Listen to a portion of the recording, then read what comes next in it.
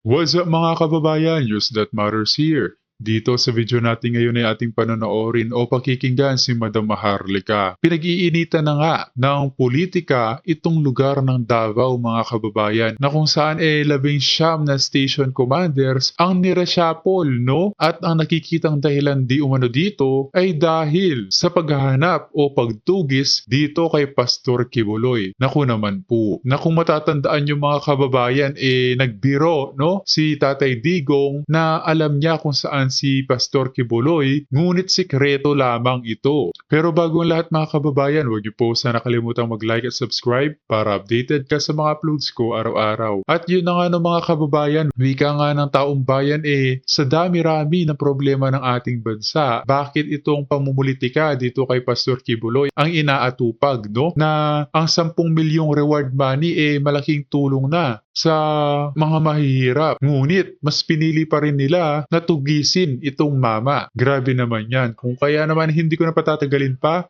heto na ang buong video. So mga palangga, mainit na mainit ang pangyayari dyan ngayon sa Davao City kung saan merong 19 police commanders na pinagtatanggal o pinagugurgur o nareshuffle, tinapon sa kung saang mga bundok ng hibok-hibok ng bangag na gobyernong ito. At syempre, may akda nito, wala na pong iba kundi ang polboronic na gobyerno at ang mga namumuno na patuloy na nagpapahirap sa inyo at patuloy na nangangamkam. So kung tatatandaan ninyo mga kababayan, nung June 10 ay ni-raid yung mga ari-arian o mga properties ni Pastor Kibuloy o ng KOJC. 'Di ba? 5 properties simultaneously ang ni-raid ng 2 batalyon na galing sa Maynila na ang may akda ay ang bangag na gobyerno. So natatandaan niyo ang KOJC sa May Samal Island, Davao del Norte. So yun yung pinunterya nila, 'di ba? Nakakagalit talagang napanood ninyo kung paano ang ginawa nila diyan sa members at siyempre mga kabataan sa Davao City para talagang gipitin si Pastor Kibuloy, mga kababayan. So ngayon, totoong eksena dito ay panggigipit ng gobyerno ni Bangag Jr. na talagang tugisin si Pastor dahil nag-failed nga sila noong June 10. So right after 3 days, nung nag-failed sila, yung kanilang mga 2 batalyon mula sa Maynila, etong si Police Brigadier General Nicolas Diloso Torre ay inassign right away, 3 days after, di ba? Nung nag-failed ang kanilang pag-raid sa mga ari-arian ni Pastor Kibuloy. Kaya pinalitan nila ay si General Aligre Martinez. Tinanggal siya. Right? So ngayon mga kababayan, ano yung impact nito sa atin? So napakasimple lang. Hindi talaga para maglingkod itong si Torre diyan para itama kung ano man yung mga hindi tama diyan sa Davao City, kundi to target Pastor Kibuloy kasi hindi nila maipaliwanag kung ano yung reason bakit mayroong reshuffling. 'Di ba? Tinanong yung regional police officer, isa sa mga regional police officer doon, kung ano ang reason bakit nagkaganito. Bakit mayroong reshuffling na nagaganap. So wala silang maisagot mga palangga. Mga kababayan, hindi nila masagot-sagot kung ano yung kadahilanan. So meaning, kung hindi nila masagot-sagot kung ano yung kadahilanan, malinaw pa sa sikat ng araw, ito ay usaping politika.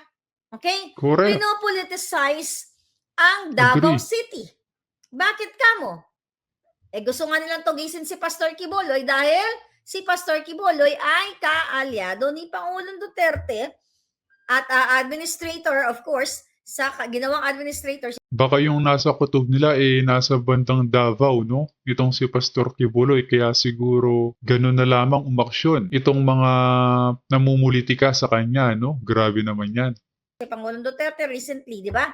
Ni Pastor Kibuloy. So ganito po kawalang hiya ang gobyerno ni Bangag. 19 na mga police commanders.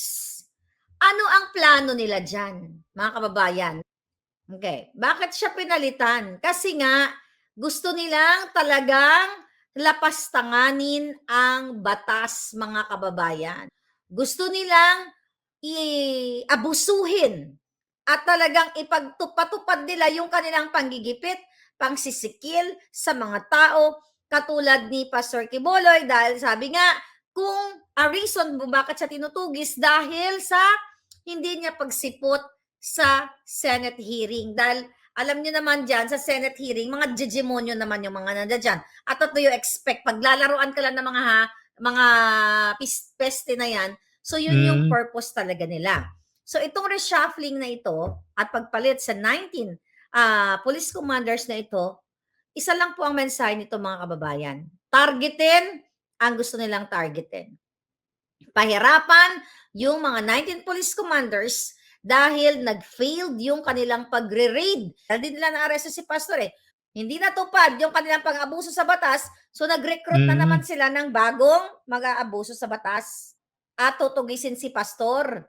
At I don't know kung ano pang pwede nilang gawin. Kaya nga sabi ko sa inyo, mga men and women in uniform, ganito na lang ba kayo na patapos kayong sabi ko nga, nakapag-aral kayo, pinaghirapan nyo, kung ano man yung mga na-reach ninyo, o ang mga achievement ninyo dyan sa buhay, mga achievement ninyo sa inyong mga pwesto as commanders, tinatanggal na lang kayo ng walang explanation. Tama ba yon? Na pag pinagtripan ka, tatanggalin ka na lang ng basta-basta. So at wala pong ibang intention ang mga ito, kundi personal, vested interest, and political. Correct. Maraming problema ang ating bayan. Maraming mga nadudukot na mga kabataan, na mga sangkatauhan. Maraming natitegi ngayon. Maya-maya nandyan sa social media, sa media, na walang habas na gumugurgor. Imbis na laganap ni Bangag Jr. ang peace and order, not only in Davao, but sa buong ang Pilipinas, ang inaatupag ay mga politika. So, ang intensyon nitong reshuffling na ito ay wala nang iba kundi si Pastor Quiboloy. Imagine nyo, na-jeopardize ang peace and order not only in Davao, ng buong Pilipinas, dahil lang sa paghihiganti. Well, wala nga silang dapat paghigantihan kay Pastor Quiboloy dahil jutang ginimes, mga kababayan, multi-million na ginastos ni Pastor Quiboloy para i-accommodate lang niya si Bangag Jr. sa Okada during the campaign period. Wala siyang dapat paghigantihan si Lisa Tanas. Kundi sila talaga ay likas na dyablo. Likas na walang pantay yung kanilang kasamaan. Nuknukan ang kawalanghiyaan. Kaya mga palangga, mga kababayan, ulit, dahil ang issue natin dito ay mga kapulisan, I hope talagang kayo ay magising. Dahil nung panahon ni Duterte, ang kanya mga tinugis ay ang mga talagang sindikato, ang mga pulboronic manufacturers, mga kasabwat, mga malalaking pulboron lord. Tapos ito si Marcos Jr., ang tinutugis mga taong walang kinalaman o walang kinalaman sa droga o walang ginagawang kahindik-hindik sa ating bayan, kundi dahil sa trip-trip lang nila. Ito po ang nangyayari sa isang bansa, lalo na ang Pilipinas, kung ang presidente mo ay bangag na bangag na bangag.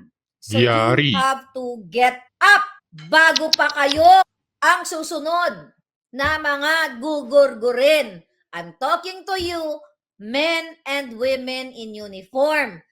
Paulit-ulit na kung kayo ay mga bulag at hindi nyo to nakikita, ewan ko na lang kung saan tayo hahantong sa bansang Pilipinas kung patuloy ninyong magkikibit-balikat at magbubulag-bugalagan sa ginagawa ng Lisa Tanas at Bartek, Budol, Sindikato, Mafia, lahat na, name it, at mga kasabwat ni Marcos Jr.